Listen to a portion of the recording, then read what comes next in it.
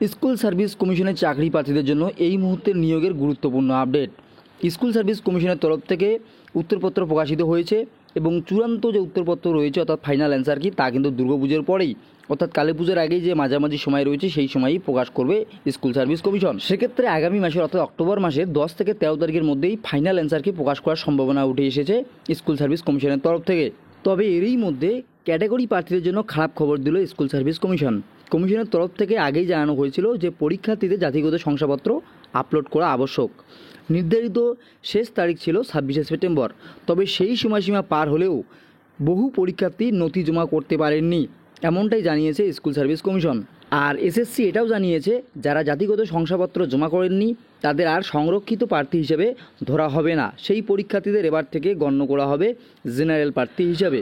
কমিশনের তরফ থেকে এর আগেও বারবার ক্যাটাগরি প্রার্থীদের নথি জমার সুযোগ দেওয়া হয়েছিল এবং এবারে যে সুযোগ দেওয়া হয়েছিল সেটাই কিন্তু লাস্ট সুযোগ ছিল। তবে কমিশন জানিয়েছে এবারেও অনেক প্রার্থী রয়েছেন ক্যাটাগরি প্রার্থী, তারা কিন্তু তাদের নথি জমা করতে ব্যর্থ হয়েছেন, তাই তাদেরকে কিন্তু জেনারেল হিসেবে ধরে নেবে স্কুল সার্ভিস কমিশন। সেক্ষেত্রে আপনারা যদি ক্যাটাগরি প্রার্থী হয়ে থাকেন এবং নথি জমা করতে না পারায় আপনারা যদি জেনারেল প্রার্থী হিসেবে বিবেচিত হন তাহলে কিন্তু আপনারা নিয়োগ ক্ষেত্রে অনেকটাই পিছিয়ে যাবেন, কেননা এমনিতেই কাট অফ কিন্তু অনেকটাই হয়ে যাবে এই নিয়োগের ক্ষেত্রে। সেক্ষেত্রে জেনারেল প্রার্থী হয়ে এই নিয়োগে কম্পিট করা অনেকটাই কিন্তু কঠিন হয়ে দাঁড়াবে ক্যাটাগরি প্রার্থীদের। তাই ক্যাটাগরি প্রার্থীদের যদি কারো এখনও সার্টিফিকেটের সমস্যা হয়ে থেকে থাকে তাহলে দুর্গাপুজোর ছুটির পরেই আপনারা কিন্তু কমিশন অফিসে গিয়ে সামনাসামনি দেখা করুন এবং আপনাদের সমস্যার কথা জানান।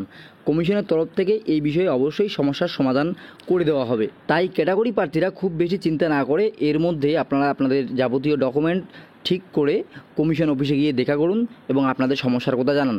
তো আপনারা বুঝতেই পারলেন। তো ভিডিওটি ইনফরমেটিভ মনে হলে অবশ্যই লাইক করে দেবেন, শেয়ার করে প্রত্যেককে জানিয়ে দেবেন। ধন্যবাদ।